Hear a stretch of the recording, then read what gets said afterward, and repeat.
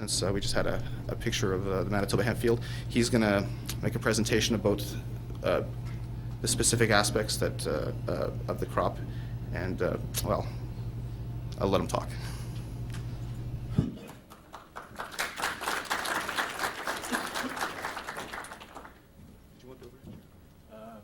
The overhead is toward the end of the presentation. I start with slides.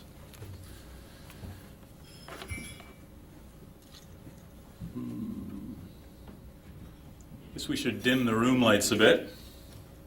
And if somebody can catch that slide projector and turn it on, that would be good. Anyway, we can turn this video machine off to lose that video signal in the corner there.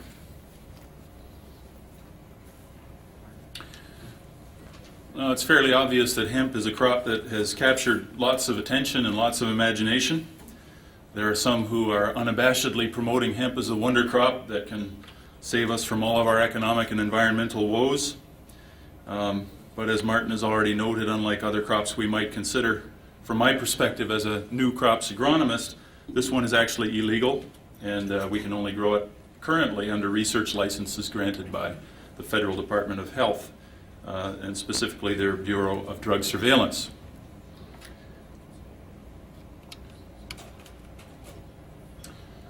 Here's some of that unabashed promotion of hemp. When all fossil fuels and their derivatives, as well as the deforestation of our earth, are banned in order to save the planet and reverse the greenhouse effect, then there will be only one renewable resource able to provide the majority of our paper, textiles, and food, meet all the world's energy needs, at the same time reducing pollution and cleaning the water and atmosphere. It doesn't take too much in the way of experience to realize that hemp is a very versatile crop. But when I read a statement like this, I am naturally quite skeptical because of the size of the claims that are being made. But it begs the question, is there something of a real opportunity for us in hemp? First, a bit of travelogue, the life history of the hemp plant in a typical growing season. This hemp is about 2.5 weeks old. It's already about 4 or 5 inches in height. That already is a good indicator of a fairly rapid rate of development. Something about 7 weeks of age and already chest high. Hemp is legendary for its rapid rate of growth, and one of the consequences is that it tends to be very competitive with weeds, and that's providing that the stand is uniformly dense and emerges ahead of the weeds. And I'll elaborate more on that in terms of our experience a little bit down the road. This hemp here is averaging about 8 foot in height. And if you're in a position to be able to see towards the bottom of the slide, you can see that the soil under the hemp canopy is actually remarkably free of weeds, and it's heavily shaded down there. The Hemp for Victory mentioned that hemp naturally is a dioecious species, meaning that male and female flowers are born on separate plants. The plant on the left here is a female with a dense and leafy inflorescence and inconspicuous flowers. The one on the right is a male with more conspicuous flowers. The males, of course, are the ones that are the pollen source, and the females are where the seed is set. Some of the European hemp varieties have been bred to be monoecious, meaning that the male and female flowers are on the same plant. Male and female are still separate flowers, but they're on the same plant. And a monoecious variety would look more like the female on the left of the plant, of the slide here. Once those males have done their work, they've shed their pollen, they've fulfilled their purpose in life, and they die. And once this happens, the males and females become quite different in the quality of their fiber, and that video mentioned that when there's lots of manual labor present, the males were typically cut out at that point.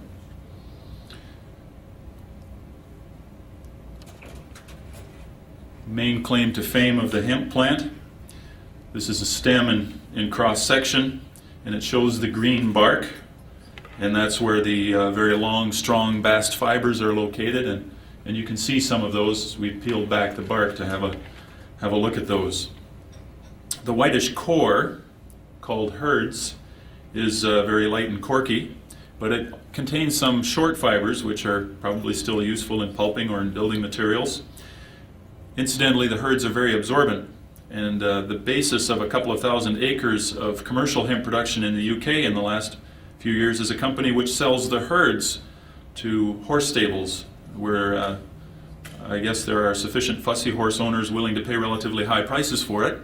I understand that the horses of Buckingham Palace bunk down on hemp herds.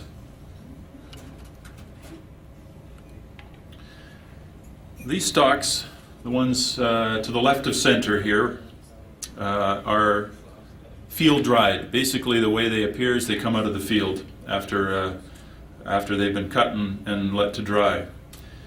Now, before they've actually started to field ret, we bundled ours up, and then the two just to the right of center there, I've retted in just in a container of warm water for a period of several days.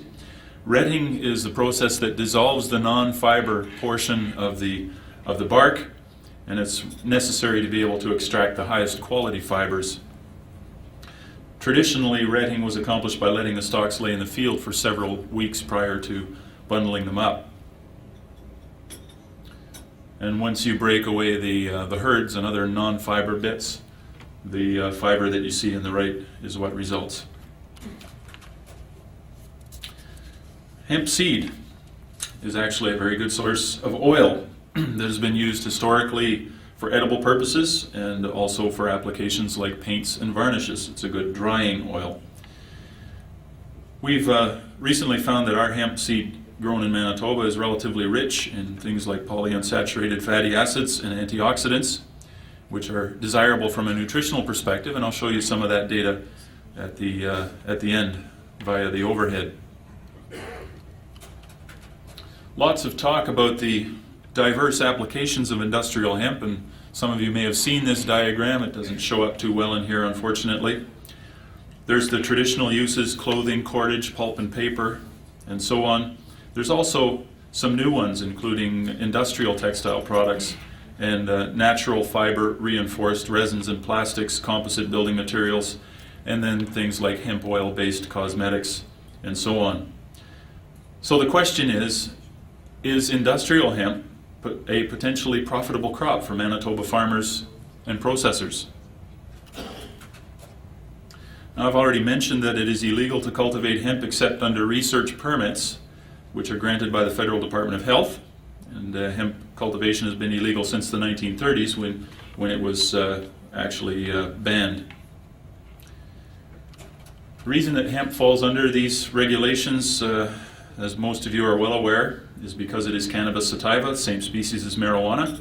Hemp does have the same narcotic component, delta-9 tetrahydrocannabinol, but at very low levels. Under the terms of our licensing and based on the European regulations, our hemp had to test below 0.3% in the narcotic component, THC, and anything above that would be deemed marijuana, although in actual fact, marijuana is likely to be at least 10 times that amount, if not 20 or 30 times that amount or more. Back in the 1920s, Agriculture Canada, or its predecessor, was actually involved in hemp research, and that was part of a fiber crops program which focused mainly on fiber flax. In conjunction with that, to some extent, there was actually some commercial acreage in Western Canada, and the peak was in, near as I can figure, in 1928 in the Portage area. There was over 1,000 acres in conjunction with a cordage company that was in Portage at that time. So, back to that question of what is there of substance to the hype that we've all heard by now.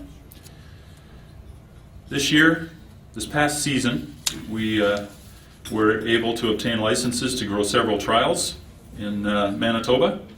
And basically our objectives were as follows. First of all, to evaluate the available cultivars, any that we could lay our hands on, for their adaptation to Manitoba and their quality. Secondly, we want to observe this material for potential agronomic problems. Some of the hype suggests that there are virtually no agronomic problems. Just put it in and it grows to beat everything else. Thirdly, wanted to attempt seeding and harvest with such equipment as we had available, partly a way of gaining some experience, but also partly a way of coming to grips with what sorts of modifications or fabrications or equipment we would have to acquire in order to do this job on a commercial scale with the kind of efficiency that our form of agriculture in Western Canada demands. And finally, we wanted to come to some estimate of the economic potential. And I'm not really going to talk about the economic potential too much. Gordon is going to focus on that, or that's part of what he's going to talk about. So I'll leave that portion off. Well, what did we learn?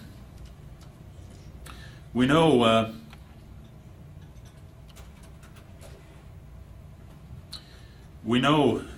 on the basis of our experience that hemp is not quite the problem-free wonder crop that some have made it out to be.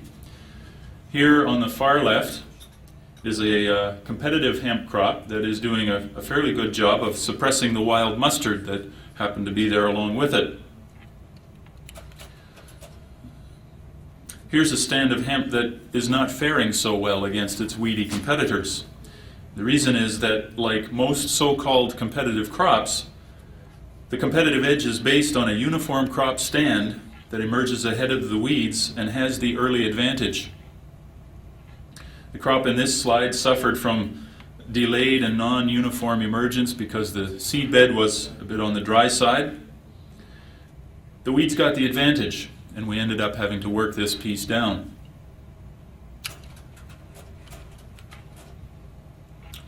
Some of the hype says nothing eats hemp. Well, except for the deer, that is. They like to nip off the tender growing points. Evidently the stalk gets fibrous, and that's not to their taste, so they leave the tougher fibrous parts alone and just take off the tops basically, and right in the very top you can see a plant that has been nipped off, and down in this corner as well it's been nipped off and some of the axillary buds are beginning to sprout. Minor nuisance problem depends on the field location. Well, then there's ligous plant bugs, like that little guy in the center here. They're a fairly common nuisance pest in Western Canada on some of our other crops as well. In the hemp where we observe them, they cause very minor damage, and I don't see them ever being anything more than an incidental feeder. But then we discovered that a little creature called the Bertha armyworm loves to eat hemp leaves. Once a couple of dozen worms have finished with a plant, it's nothing but a stalk with a few leaf skeletons left. You can see a couple of armyworms here up towards the top of this plant, and you can see what they've done to the leaves to the left and the right of center here. Only the more fibrous midrib of the leaf is left. So all we've got there is basically some salvageable fiber, but no further development and yield. Bertha armyworm is a periodic pest for us. We're right now coming to the tail end of a period of 3 or 4 years of fairly severe activity. Then it's not likely to be much trouble for another 10 or 15 years or so. The main crop that is affected by Bertha armyworm now is canola, but there are other crops that Bertha armyworm will feed on. When we are in an armyworm cycle, what this means is that Bertha armyworm will be a significant pest, a pest of major consequence in any commercial hemp production that we might have when that next cycle comes, something for us to contend with. Some of that hype also says that hemp is free of disease. Now, it doesn't take an awful lot of looking in the literature to find that there are some diseases that affect hemp, and that there is experience with some of those diseases being relatively severe. In one case, we were able to see that it is quite susceptible to a disease called sclerotinia.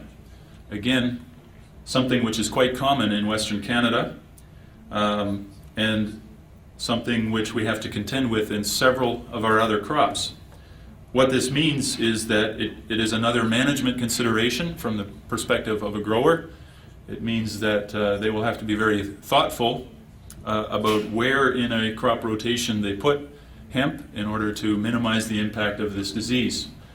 Basically, the disease has left this whitish moldy lesion on the stalk in the middle of the slide, and that has not only killed the plant above the lesion, it has also left it very susceptible to lodging or falling down, the stem breaking.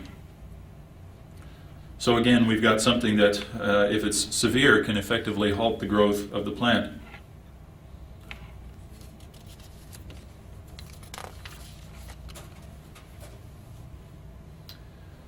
Now you can see this stuff is not standing too well.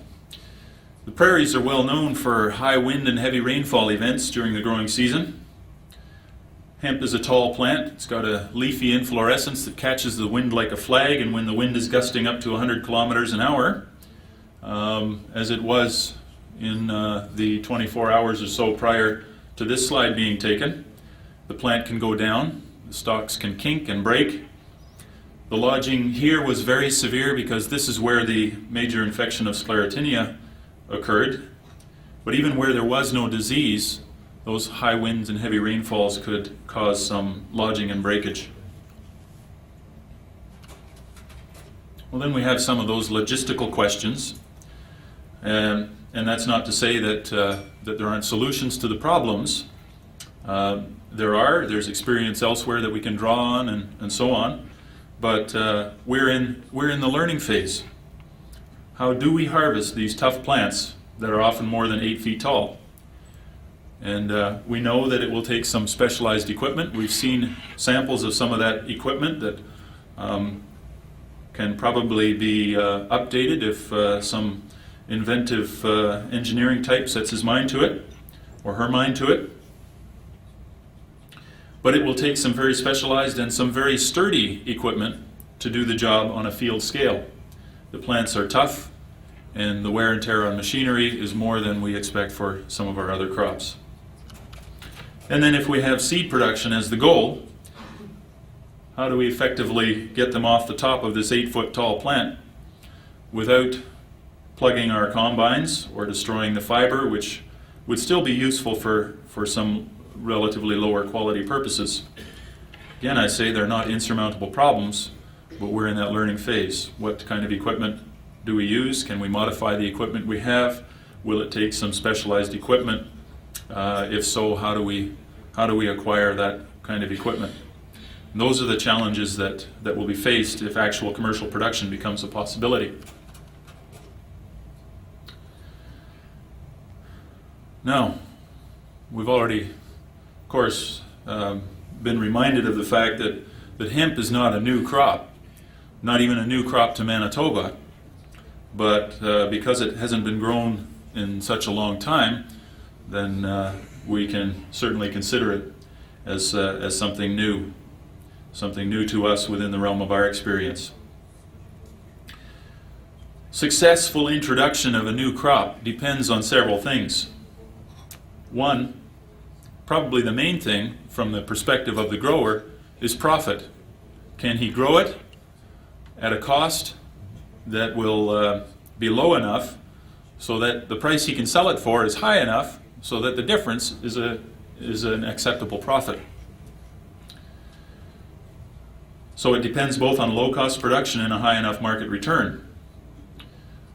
Often in the case of a new crop being developed, there is a role for people involved in research who provide some objective or semi-objective, at least, experience with the crop and find out some of what the ins and outs of it are and fine-tune some production practices, examine some of the market prospects and so on.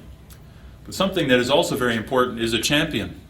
Somebody, some group, a movement that says, hey, this is something worthwhile and we're gonna see it through to the end. It's not that there aren't problems, but we're gonna see it through those problems. Canola is kind of an interesting case in point. Back when we had a bit of industrial rapeseed, there were a couple of, in this case, plant breeders, researchers that thought that rapeseed could be something more. It could be a very good edible oil plant, and they figured that they could do that through breeding methods. When they first talked about those ideas, most everybody thought that they were crackpots.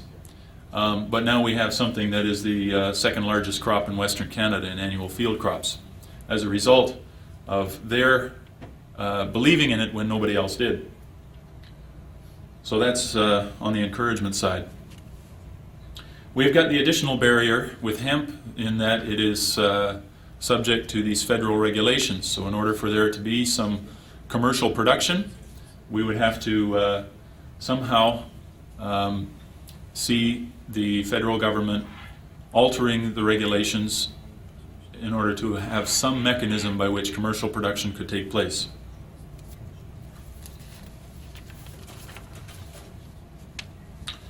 From my perspective, some of what we need to know yet before we can be really conclusive about whether or not this is a viable economic possibility for Western Canadian producers and processors. What is the actual value of the seed, stock, fiber, and herd? And we can get some guesstimates as to what the value of those things are, but when it comes right down to it, in a commercial production situation in Manitoba, what's it going to be worth to the farmer?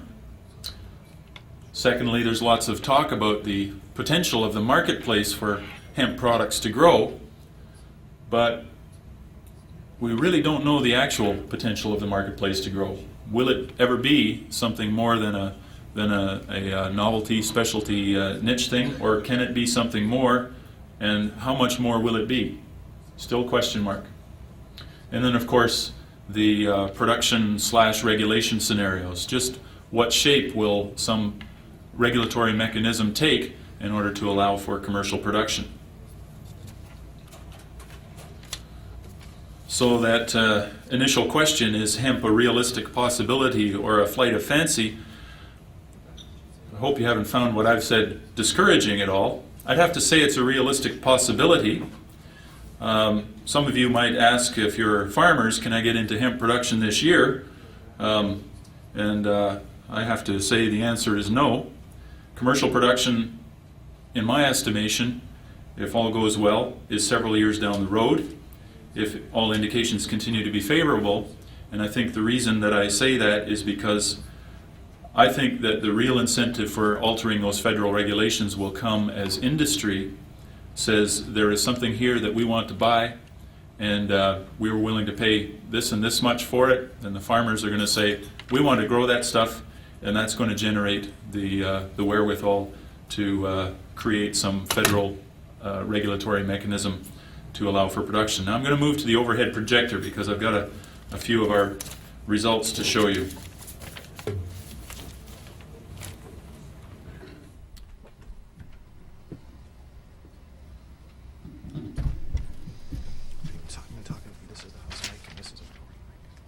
Okay.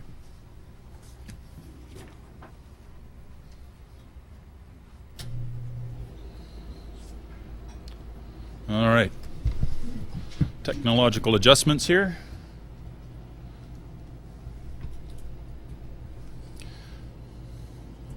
A little bit about the licensing.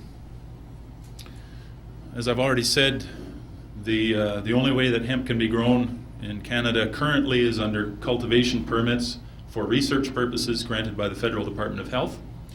That's under the jurisdiction of Health Canada Bureau of Drug Surveillance. The key considerations that as we went through the application process, the proposal process last winter, first of all, a clear objectives and justification for what you intend to do. Just want to grow some hemp won't cut it. Has to be a good reason for you to be proposing to grow 1 acre of hemp, and so that's one important thing. Personnel, who's going to be involved in the project, and what are their qualifications in regards to conducting agricultural research, because these are, after all, research permits.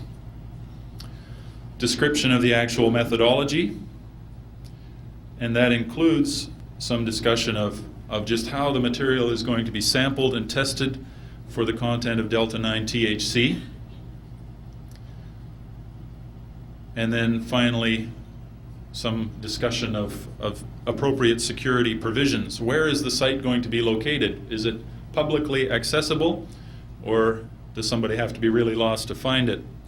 What is there around it? What is there to hide it from incidental public view? And so on and so forth. Where is the seed and the plant material after harvest going to be located? The ultimate requirement is not only for a license to cultivate, but several other licenses to go along with that one. The license to cultivate allows you to put the seed in the ground and have it growing at a certain location. Along with that, one requires a license to distribute a narcotic, which allows the seed and plant material to be handled and stored in particular locations. It's also necessary, because we were acquiring seed from Europe and not domestically, because it just isn't available domestically, a license to import narcotic.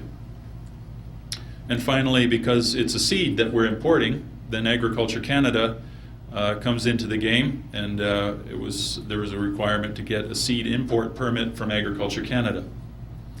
So in order to get hemp in the ground at one location under the current regulatory scenario, 4 permits. It's not quite as difficult as it sounds, but it's almost as difficult as it sounds.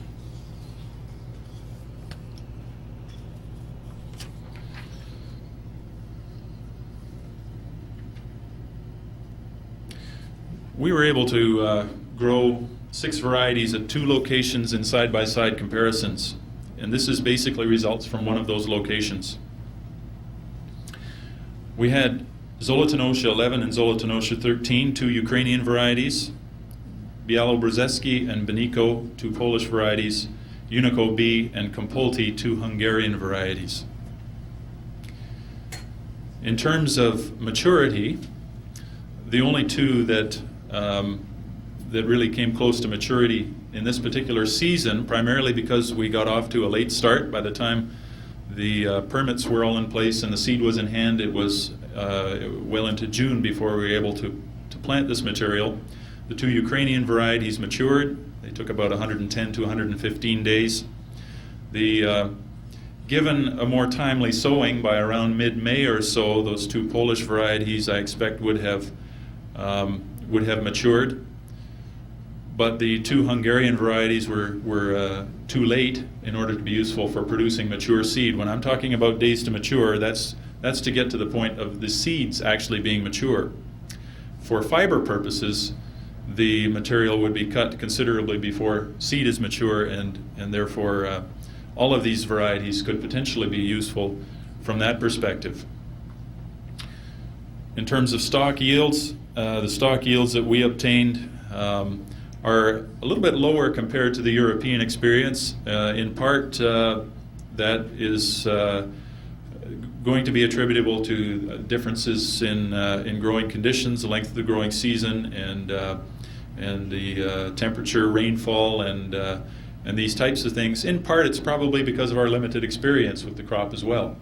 And as we learn to manage it properly, we can probably do better than this as well. All of these were cut in order to determine this stock yield early in flowering, and so you can see that the length of the vegetative period is what determines the difference in yield here. Now that doesn't necessarily mean anything. We haven't been able to determine the fiber content of these different varieties as yet, and the actual amount of useful high-quality fiber from each may not exactly mirror the differences in raw stalk yield, just because of differences in the percentage of fiber in each of them. In terms of clean seed yield, the only ones that we harvested seed from were the 2 Ukrainian varieties, and we got something just over 100 kilograms per hectare in yield, which is quite low. But again, we had sown these with the purpose of fiber in mind at a very high density. That isn't how you would ideally grow it for the purposes of producing seed, and that's one of the reasons for the relatively low yields. Also, that late sowing date probably contributed to this as well. So we have yields that are probably about 20% and maybe even a little bit lower than that of the potential for these particular varieties. THC content. As I said, we were required to test all the material and ensure that it was below 0.3%. We've got a bit of a problem here. The 2 Ukrainian varieties were no problem. Wherever they were tested, they were well below that limit of 0.3%. The other ones were more variable and also tended to produce some readings above that 0.3% level. You can see these here about roughly about 0.5%. The Unico was actually over 1%, and Compulti as well about 0.5%. Now, it was reported to us from our seed suppliers that all of these should test below 0.3%. Why the difference?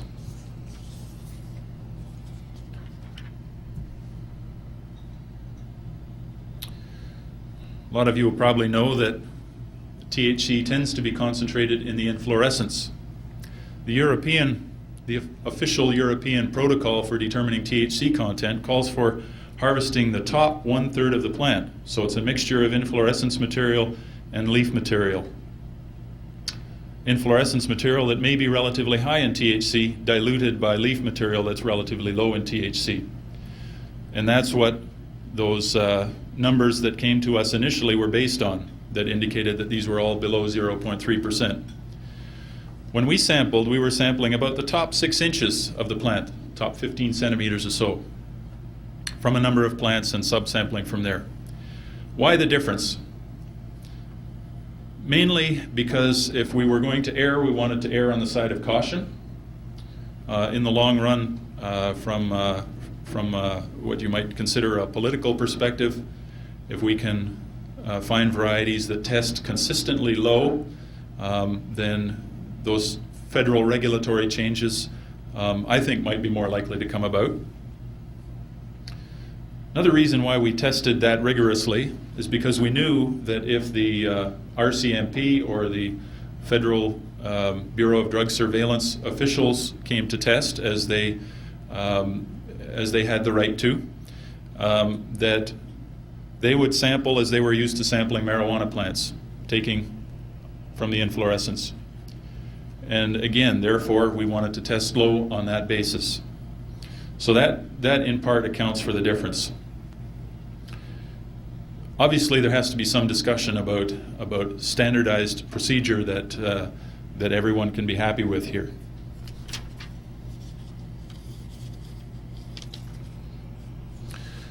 All right, the only other results that I'm able to show you at this time have to do with seed oil quality.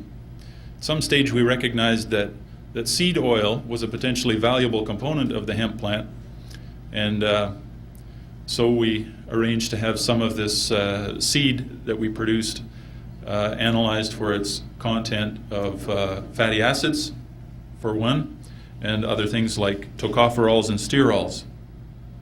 I'm not going to say too much about this because I'm not a food chemist, I'm not a nutritionist. But in particular, it's been pointed out that the level of gamma-linolenic acid at roughly around 3% here for this particular variety, and the level of linoleic acid, or linolenic acid, right here, both polyunsaturated fatty acids, both regarded as desirable from a nutritional perspective. are of great interest. Typically, plant oils, vegetable oils, are a poor source of gamma-linolenic acid. This one right here. The roughly 3% found in the hemp seeds is actually quite exceptional for a vegetable oil. And the high linolenic acid is attractive from a nutritional perspective. On the other hand, the oils with high linolenic acid can be somewhat unstable, and that requires, in order to keep them storable with a relatively long shelf life, it requires processing and packaging techniques designed to increase the storability. However, the oil is also rich in something called tocopherols.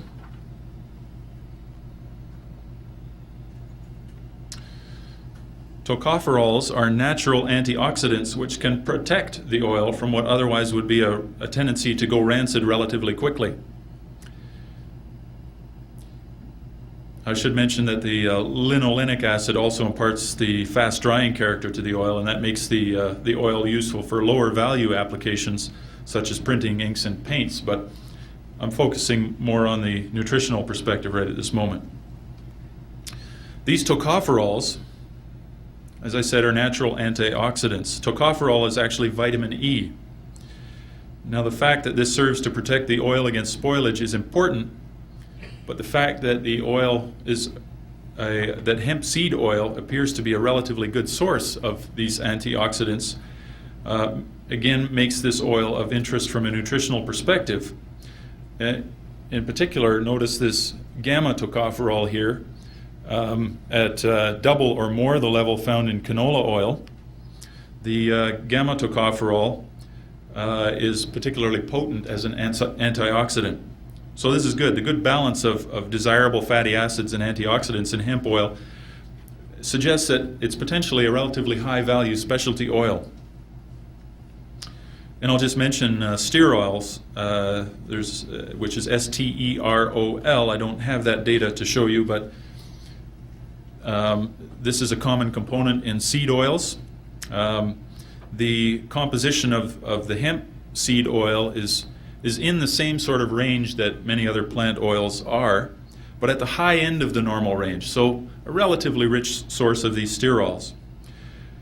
They're of interest in oils because they block absorption of cholesterols, and beyond that, if an oil is rich enough in sterols, the extraction of the sterols as a separate pharmaceutical component becomes an attractive possibility in conjunction with oil extraction.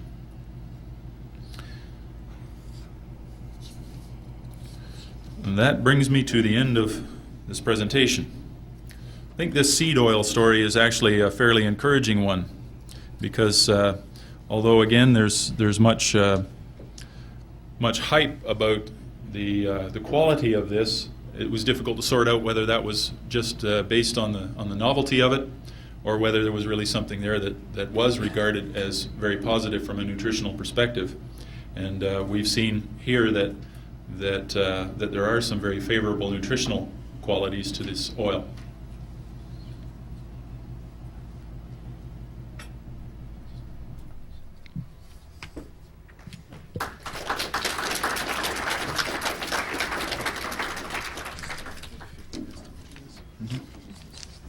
Okay. Yeah, just going to take this opportunity. If anybody has any questions for Jack, maybe come up and speak into the microphone here, and maybe Jack can speak through that microphone up there.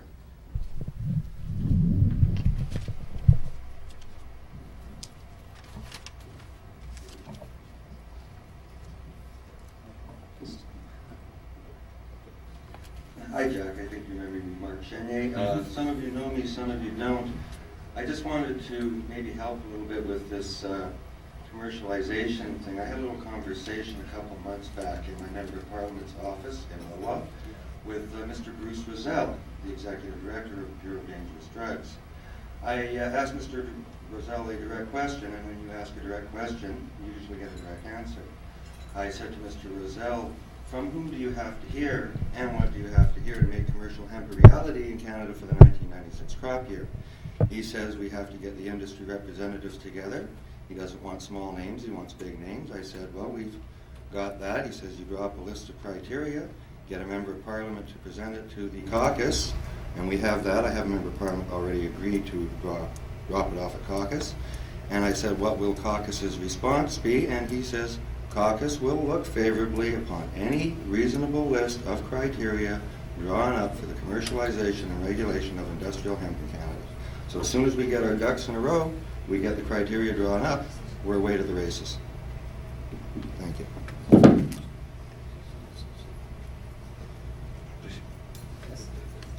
Yeah.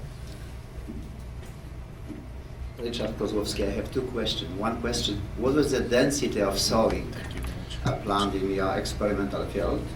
And the second question, who delivered the sowing material, the seeds of these varieties? You got direct from this producer of the seed or not? The question number one, the sowing density was targeted to be about 300 seeds per square meter, which for most of these varieties puts it in the area of about 50 kilograms per hectare, give or take. In terms of where the seed was acquired, the two Ukrainian varieties came directly from Krasnoyarska. The other varieties came to us through Hemp line in Ontario. It is sorry, my comment, it is a problem because, you know, it's not so easy to recognize this variety is really, this is variety. It's not so easy. You have to use a super institute, super specialist to recognize. And I give you one order for the future. You have to order the seeds from the original source of production of these seeds. Because I'm afraid that you make a mistake in this. Does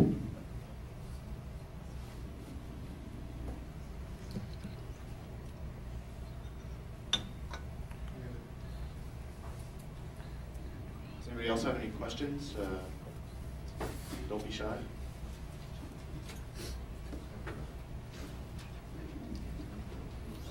Hi. Yeah, it says here in this guidelines for those applying to cultivate marijuana that you have to destroy the plant. Now you seem to be saying that if you can provide, the proper license or whatever for your seeds and for your stock, you can store it. Actually, you don't have to destroy it.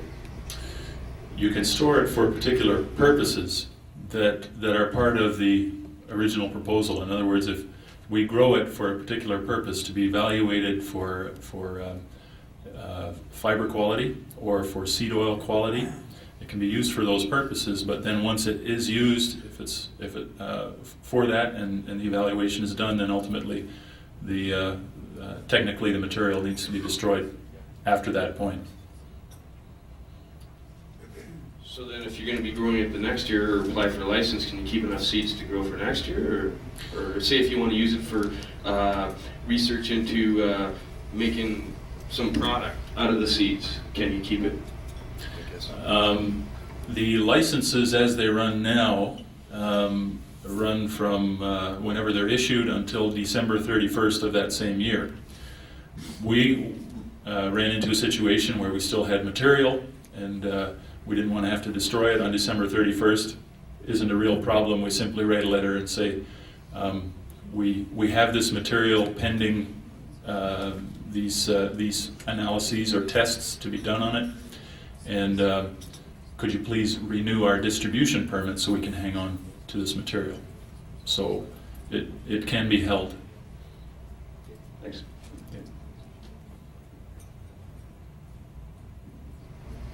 Anyone else?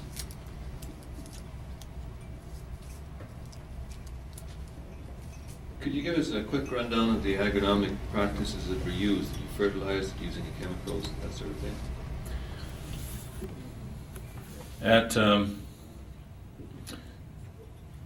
We had 4 locations.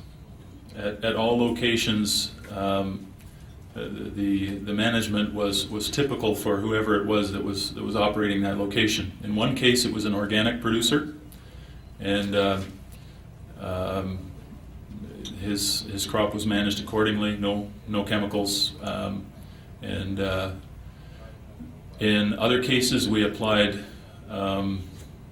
mineral fertilizers to the level that we would for a high-yielding wheat crop. So that would worked out to roughly about 100 pounds per acre, 100 kilograms per acre per hectare of nitrogen and others as necessary. They were sown with, depending on whether it was relatively small plot seeding equipment on the larger area with farm-size seed drills. And in terms of harvesting, we used basically what we had available, and in a couple of cases attempted to use a swather. In other cases, used a couple of different types of forage mowers in order to cut the crop down. Anything else along that line that you're interested in?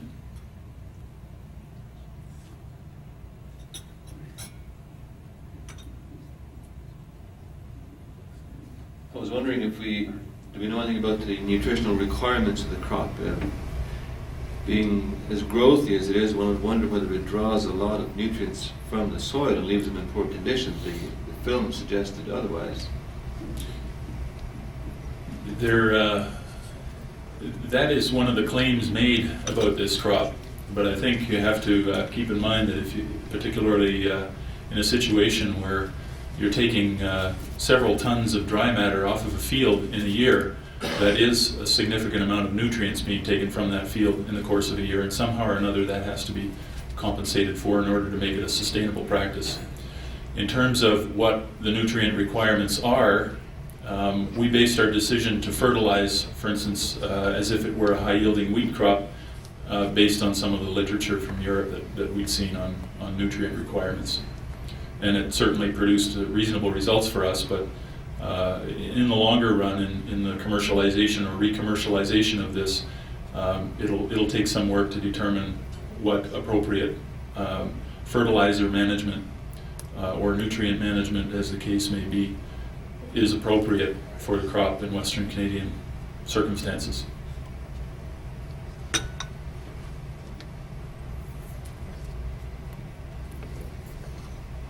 I imagine there'll be lots of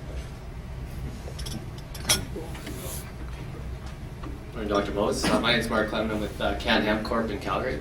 And I've got a question in regards to seed distribution and how much work you've done on your own rather than importing the seed and trying to find out what seed is going to be working best for our environment here in Canada.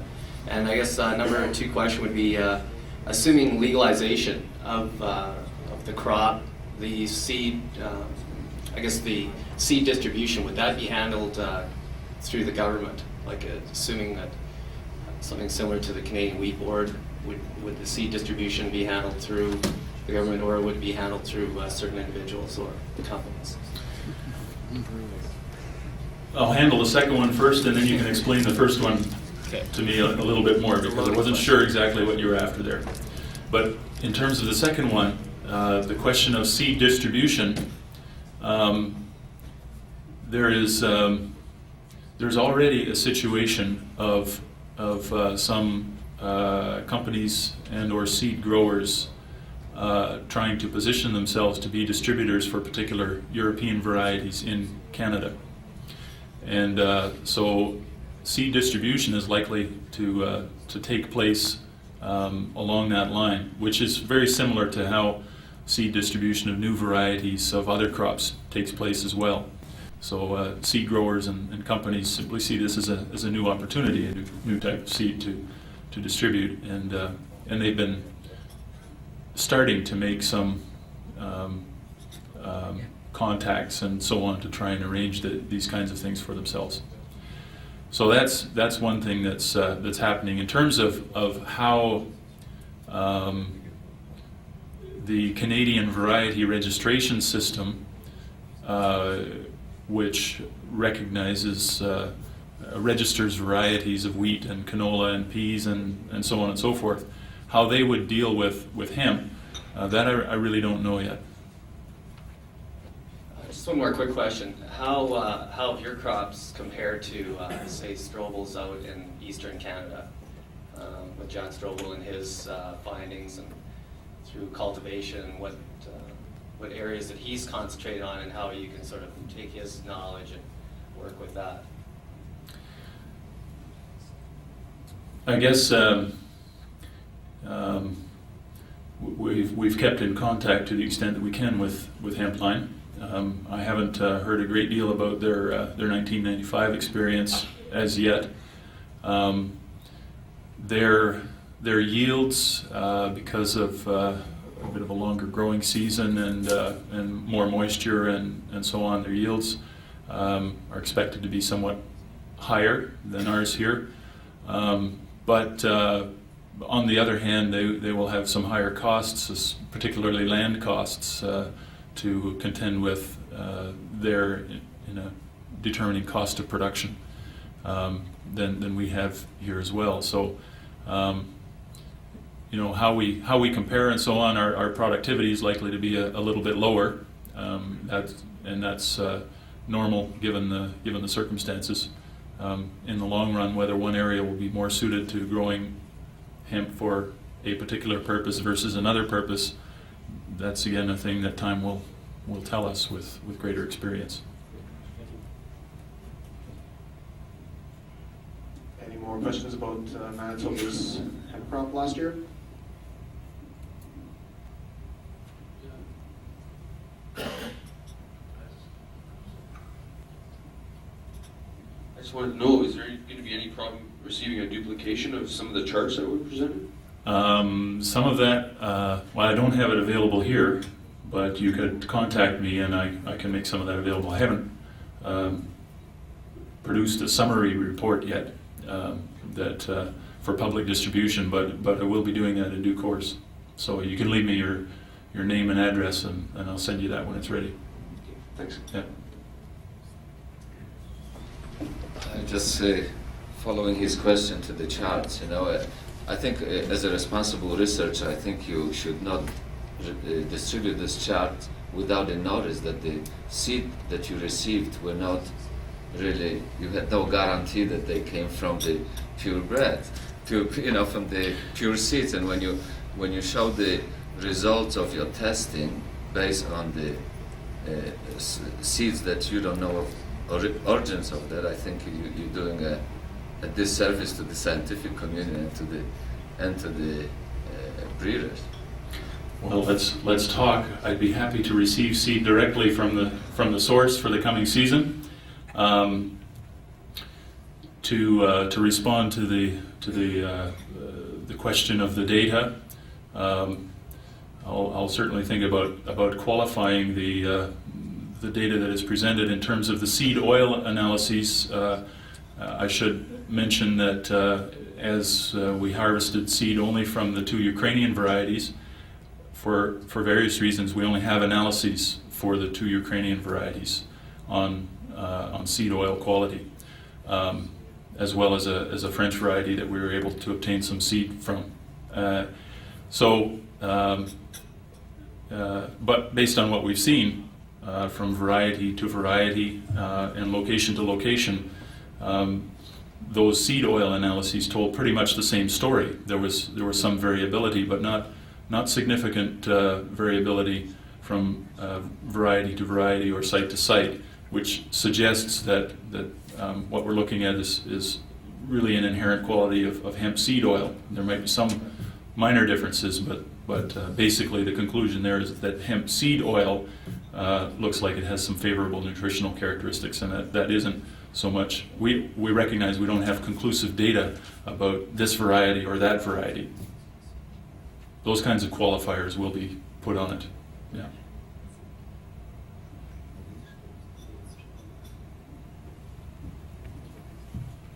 Well, I guess that's it. I'd like to thank Dr. Jack. It was a high-quality presentation there. I was impressed anyway. Give you a round of applause.